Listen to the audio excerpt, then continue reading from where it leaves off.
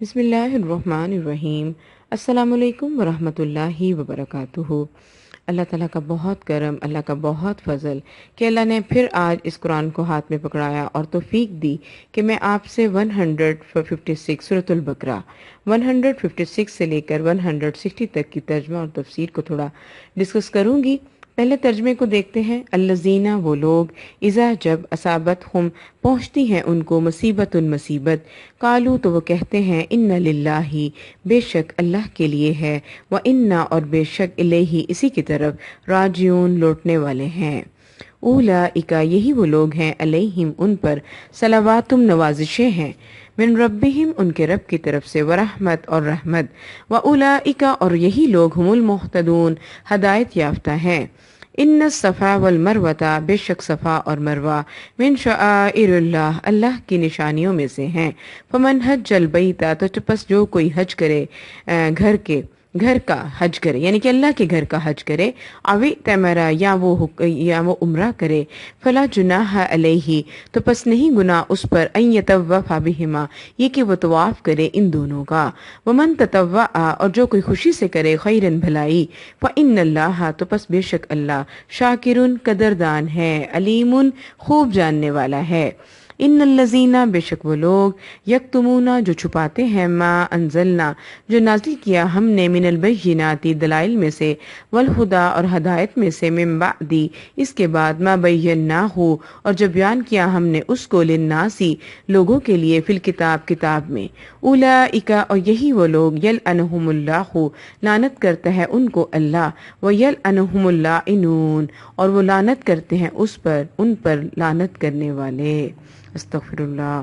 الا الذین، مگر وہ لوگ، تابو، جنہوں نے توبہ کر لی، واصلحوا، اور وہ اصلاح کر لیں، وبینوا، اور وہ بیان کریں، فاولئک، تو یہی لوگ، اتوبو، پھر توبہ کرتا ہے، یعنی کہ توبہ کو قبول فرماتا ہے اللہ، علیہم، ان پر، وانا التواب الرحیم، اور میں توبہ کو قبول فرمانے والا، بار بار رحم کرنے والا ہوں۔ ٹھیک ہے، یہ ہو گیا ترجمہ۔ اب ہم تفسیر کو دیکھتے ہیں۔ وہ لوگ، جب ان کو پہنچتی ہے کوئی مصیبت، یعنی کہ حدیث میں ہے کہ نقصان کے وقت، اللہم اجرنی فی مصیبتی، اللہ مجھے نجات دے مصیبت سے۔ ٹھیک ہے، حدیث میں ہے، اور یہ بھی ہے کہ جب بھی کوئی نقصان پہنچے تو انسان اللہ تعالیٰ کی یہی آیت پڑھے، بے شک اللہ ہی کے لیے ہے اور اسی کی طرف لوٹنے والے ہیں۔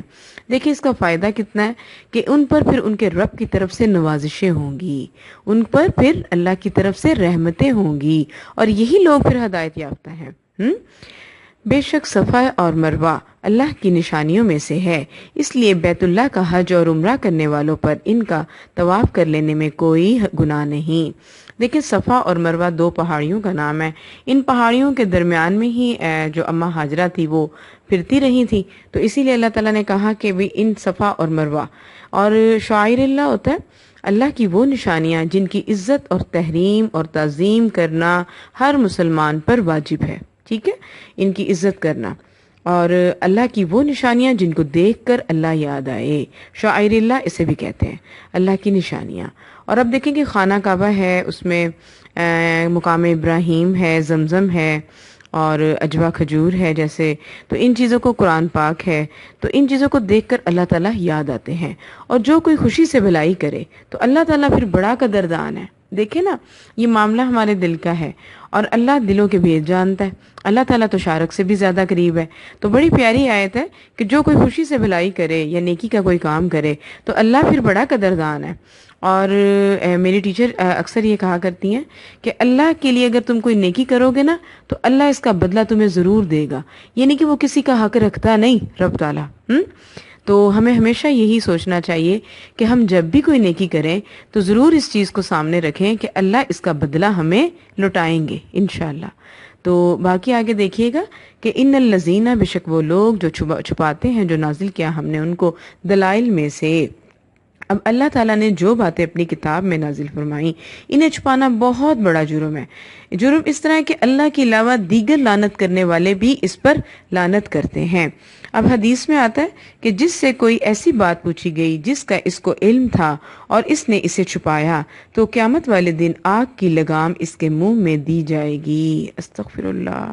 آپ یہ دیکھیں کہ قرآن کی کوئی ایسی چیز جو آپ کو معلوم ہے، آپ نے علم حاصل کیا ہوا ہے، اور کوئی دوسرا پوچھ لیتا ہے اور ہم جسٹ اپنا ٹائم بچانے کے لیے اس کو ڈیفائن نہیں کرتے، تو یہی ہے پھر چھپانا، اور ہدایت کو اور اللہ کے کلام کو چھپانا۔ دیکھیں نا، کئی دفعہ ایسا ہوتا ہے ہم اسٹوڈنٹس کو نہ کر دیتے ہیں، نہیں بھی ہمارے پاس ٹائم نہیں، ہم اپنا کام کر رہے ہیں، تو دیکھیں اللہ تعالیٰ حدیث میں آیا کہ قیامت والے دن آگ کی لگام اس کے منہ میں ڈالی جائے گی۔ ہم تو اپنے منہ میں تھوڑا سا گرم پانی برداشت نہیں کر سکتے، تو آگ کی لگام کیسے برداشت کریں گے؟ سوچنے کی بات ہے۔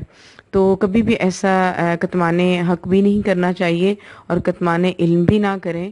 جیسا اپنا علم ہے تو اس کو ضرور لوگوں تک پہنچائیں، اور یہی صدقہ جاریہ ہے کہ اپنے علم کو بھی خرچ کریں۔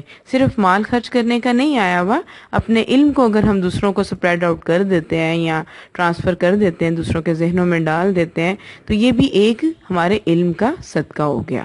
ٹھیک ہے، اب دیکھیں اس کی کتنی بڑی سخت تردید آئی کہ ان پر اللہ بھی لعنت کرتا ہے اور لعنت کرنے والے بھی لعنت کرتے ہیں۔ مگر جو لوگ توبہ کر لیں، اب جو ماضی میں ہو چکا نہیں پتا تھا اس پر توبہ کر لیں اور اپنی اصلاح کر لیں، آنے والے ٹائم کے لیے خود کو سمجھا لیں کہ میں نے ایسا نہیں کرنا، اور بیان کر دیں اس چیز کو جس کو چھپایا تھا، وَبَيَّنُوا، اور اس کو بیان کر دیں، تو میں تمہاری توبہ قبول کر لیتا ہوں، اور میں توبہ قبول کرنے والا ہوں۔ یہاں پہ توبہ کی شرائط بھی میں آپ سے تھوڑی سی ڈیفائن کروں گی کہ جب بھی توبہ کرنی ہے تو فرسٹ اپنا گناہ کا اعتراف کرنا ہے رب تعالیٰ کے سامنے۔